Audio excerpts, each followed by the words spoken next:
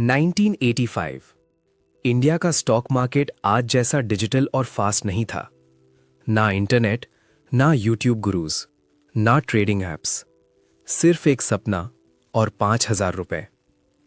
एक middle class लड़का जिसके फादर इनकम टैक्स ऑफिसर थे, स्टॉक मार्केट के बारे में घर पर डिस्कशन सुनता था और वहीं से एक जुनून पैदा हुआ। उसका नाम था राकेश झुनझुनवाला। आने वाले 35 सालों में ये लड़का बिग बुल ऑफ इंडिया के नाम से जाना जाएगा। उसकी नेटवर्थ 40,000 करोड़ के आसपास पहुंच जाएगी। पर सवाल यह है, कैसे 5,000 रुपए का इन्वेस्टर इंडिया के सबसे पावरफुल मार्केट पार्टिसिपेंट में बदल गया। ये कहानी सिर्फ पैसों की नहीं है, ये कहानी है कन्विक्शन की, पेशेंस की, रिसर्च की और उन लोगों के लिए एक ब्लूप्रिंट है जो मार्केट में सिर्फ ट्रेड नहीं, वेल्थ बनाना चाहते हैं। Chapter 1. The Beginning. Risk Against Logic.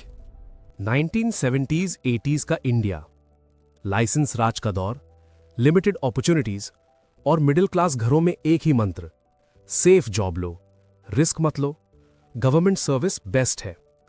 Dreams भी प्रैक्टिकल होने चाहिए, यही सिखाया जाता था। एक ऐसे ही घर में एक लड़का बड़ा हो रहा था, नाम राकेश झुनझुनवाला। उनके फादर इनकम टैक्स ऑफिसर थे। घर में इकोनॉमी और शेयर्स की डिस्कशंस होती थी। वो चुपचाप सुनते रहते थे। शायद वहीं से एक चिंगारी लगी। राकेश ने चार्टर्ड अकाउंटेंसी कंप्लीट की। उनके पास एक सिक्योर फ्यूचर था, रिस्पेक्टेबल करियर, स्टेबल इनकम, सब कुछ लॉजिकल था। लेकिन उनका दिल कहीं और था। उन्होंने डिसाइड किया, मैं स्टॉक मार्केट में जाऊंगा।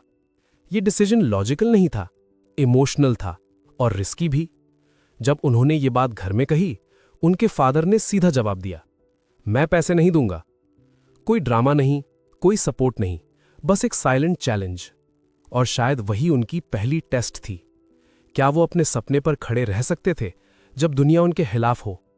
उन्होंने 5,000 रुपीज अरेंज किए, बोरो किए फ्रेंड्स और फैमिली से। 5,000 रुपीज आज के हिसाब से छोटी अमाउंट लग सकती है, लेकिन उस वक्त ये सिर्फ पैसा नहीं था, ये ट्रस्ट था, ये प्रेशर था, ये रिस्पॉन्सिबिलिटी थी। वो पहली बार बॉम्बे स्टॉक एक्सचेंज के ट्रेडिंग फ्लोर पर खड़े थे।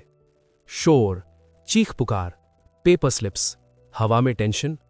कोई यूट्यूब ट्यूटोरियल नहीं, कोई ऐप नहीं, कोई स्टॉप लॉस बटन नहीं, सिर्फ इंस्टिंक्ट और एक नया इन्वेस्टर। दिल तेज धड़क रहा था। गलती की गुंजाइश जीरो थी। अगर पैसा डूब गया तो सिर्फ लॉस नहीं होता, सपना भी टूट जाता।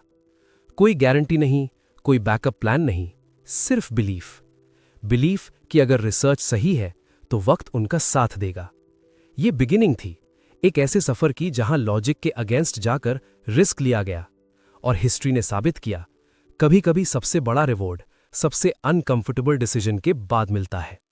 चैप्टर 2, पहला बिग विन, टाटा टी। 1986 उन्होंने 43 रुपए के आसपास टाटा टी के शेयर्स खरीदे। विद इन 3 मंथ्स प्राइस 143, 3 गुना। 3 महीने में ही उन्होंने लाखों कमा लिए। लेकिन इंपॉर्टेंट बात क्या थी, लक या विजन? उन्होंने सिर्फ रूमर पे बाय नहीं किया था, उन्होंने नंबर्स देखे थे, बैलेंस शीट देखी थी, बिजनेस पोटेंशियल समझा था। यहीं से उनका पैटर्न सेट हो गया। शॉर्ट टर्म प्रॉफिट मिला, पर माइंडसेट लॉन्ग टर्म का था। चैप्टर 3, क्राउड से अलग सोच। स्टॉक मार्केट में सबसे बड़ा एनिमी कौन होता है? फियर और हर्ड मेंटालिटी। जब मार्केट गिरता है लोग बेचते हैं, जब मार्केट ऊपर जाता है लोग लेट एंट्री लेते हैं। राकेश झुनझुनवाला ऑपोजिट सोचते थे। उनका मानना था मार्केट गिरता है तो अपॉर्चुनिटी मिलती है। उन्होंने 1990s के क्रैश देखे, 2000 का .com बबल देखा, 2008 का ग्लोबल फाइनेंशियल क्राइसिस देखा। हर क्रैश में लोग पैनिक कर रहे थे और वो अक्यूमुलेशन कर रहे थे। यही डिफरेंस होता है ट्रेडर और वेल्थ क्रिएटर में। Chapter 4, the Titan bet. Titan company 2002 से 2003। टाइटन का शेयर प्राइस 3 रुपए के आसपास। लोग इंटरेस्ट नहीं ले रहे थे। ज्वेलरी बिजनेस को ऑर्गेनाइज्ड फॉर्मेट में ग्रो करना मुश्किल माना जा रहा था। लेकिन राकेश ने कुछ और देखा। उन्होंने देखा राइजिंग मिडिल क्लास, ब्रांडिंग का पावर, ऑर्गेनाइज्ड रिटेल का फ्यूचर, इंडिया का कंजम्पशन बूम। उन्होंने करोड़ों के शेयर्स एक्यूमुलेट किए। लोग हंस रहे थे, क्रिटिक्स कह रहे थे ये रिस्की है, लेकिन उन्होंने होल्ड किया। 5 साल, 10 साल, 15 साल, टाइटन ₹3 से 2000 प्लस तक पहुंच गया। उनकी इन्वेस्टमेंट हजारों गुना हो गई। ये सिर्फ एक स्टॉक नहीं था, ये कन्विक्शन का एग्जाम्पल था। Chapter 5 long term holding power, सबसे रेयर स्किल। आज के टाइम में लोग 5 दिन होल्ड नहीं कर पाते, 5 महीने तो दूर की बात है। राकेश के पोर्टफोलियो में स्टॉक्स 10-15 साल तक रहते थे। वो कहते थे, बाय राइट, सिट टाइट। ये लाइन सिंपल लगती है, पर प्रैक्टिकली बहुत मुश्किल है। मार्केट डेली टेम्प्ट करता है, news, rumours, social media, panic selling. लेकिन उन्होंने नॉइस इग्नोर किया। उनका फोकस था बिजनेस की quality, management integrity, growth potential. Price उनके लिए सेकेंडरी था, वैल्यू प्राइमरी थी। चैप्टर 6 लॉसेस भी थे और बहुत बड़े थे। हर डॉक्यूमेंट्री सिर्फ सक्सेस नहीं दिखाती, उन्होंने लॉसेस भी फेस किए। शॉर्ट सेलिंग में लॉस, सम एयरलाइन बेट्स में लॉस, मार्केट करेक्शंस में हेवी ड्रॉडाउन्स।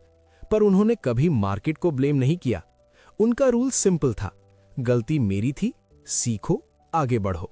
ये मैच्योरिटी उन्हें अलग बनाती थी। Chapter 7 philosophy, India growth story.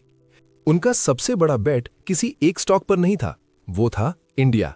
उन्होंने इंडिया की इकोनॉमी पर बेट किया। Rising income, young population, consumption growth. उनका मानना था इंडिया का टाइम आएगा, और जब इंडिया ग्रो हुआ उनका पोर्टफोलियो एक्सप्लोड हो गया। Chapter 8 mindset of a big bull. एक सक्सेसफुल इन्वेस्टर का दिमाग कैसे काम करता है? Patience, research, risk tolerance, emotional control. उन्होंने कभी डेली मार्केट फ्लक्चुएशन से अपना मूड डिफाइन नहीं होने दिया। वो मार्केट को गेम नहीं, बिजनेस समझते थे, और यही माइंडसेट डिफरेंस क्रिएट करता है। Chapter 9 wealth creation formula. अगर उनकी जर्नी को सिंप्लीफाई करें तो फॉर्मूला कुछ ऐसा है, patience plus research plus conviction plus long term is equal to wealth. 5000 rupees कोई मैजिक नंबर नहीं था, मैजिक था बिलीफ, डिसिप्लिन, कंपाउंडिंग का पावर। कंपाउंडिंग स्लो होता है, फिर स्टेडी होता है, फिर एक्सप्लोसिव हो जाता है, और जब एक्सप्लोजन आता है तब दुनिया कहती है लकी था। Chapter 10 final years, legacy beyond money. 2022 में जब उनका देहांत हुआ, वो सिर्फ एक बिलियनियर नहीं थे, वो सिंबल थे इंडियन रिटेल इन्वेस्टर के कॉन्फिडेंस का, रिस्क लेने की हिम्मत का, और लॉन्ग टर्म इन्वेस्टिंग कल्चर का। उन्होंने प्रूव किया मिडिल क्लास बैकग्राउंड लिमिटेशन नहीं होता, माइंडसेट लिमिटेशन होता है। आज जब आप मार्केट खोलते हो, ट्रेडिंग ऐप डाउनलोड करते हो या किसी स्टॉक के बारे में सोचते हो, तो याद रखिए, वेल्थ ओवरनाइट नहीं बनती। वो बनती है ईयर्स ऑफ होल्डिंग से, साइलेंट कन्विक्शन से, रिसर्च के स्लीपलेस नाइट्स से। 5000 से 40,000 करोड़ का सफर सिर्फ पैसों का ग्राफ नहीं था, वो एक माइंडसेट का एवोल्यूशन था।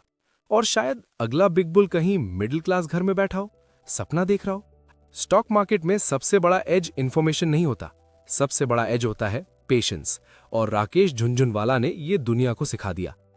अगर आप भी मार्केट को सिर्फ ट्रेडिंग का टूल नहीं, बल्कि लॉन्ग टर्म वेल्थ क्रिएशन का व्हीकल समझते हो, तो ये चैनल आपके लिए है। यहां हम नॉइज नहीं, नॉलेज डिस्कस करते हैं। अगर आपको ऐसी सीरियस रिसर्च बेस्ड डॉक्यूमेंट्रीज पसंद आते हैं, तो वीडियो को लाइक करिए ताकि हमें पता चले कि आपको ये कंटेंट वैल्यूएबल लगा। चैनल को सब्सक्राइब करिए, क्योंकि अगला एपिसोड शायद आपकी इन्वेस्टिंग जर्नी बदल दे।